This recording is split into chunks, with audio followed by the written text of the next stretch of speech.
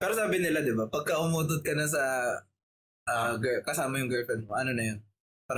Parang sign na sobrang comfortable na siya nakasama ka. Kasi Okay naman kami. double-edged yun eh.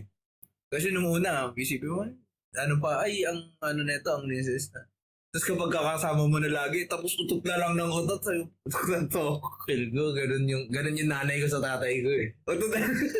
Nandun ako na, may time na nagbikol kami nung high school ako. Yung tatay ko, habang naglalakad kami pa, ewan ko kung saan sa Albay eh. Basta yung sa may Mayon banda. Umutot na malakas. Kasi akala niya kami yung nasa likod niya. Ibang tao. Ibang turista nagulat. Nagulat. Oo. Tapos, ay, ano ba yan? Seryoso. Ay, sorry mo. Tapos, Yun yung nakakaya eh. Tapos kailangan mo matawag niya kami. Hindi ko pinapansin. Ayoko pansinin.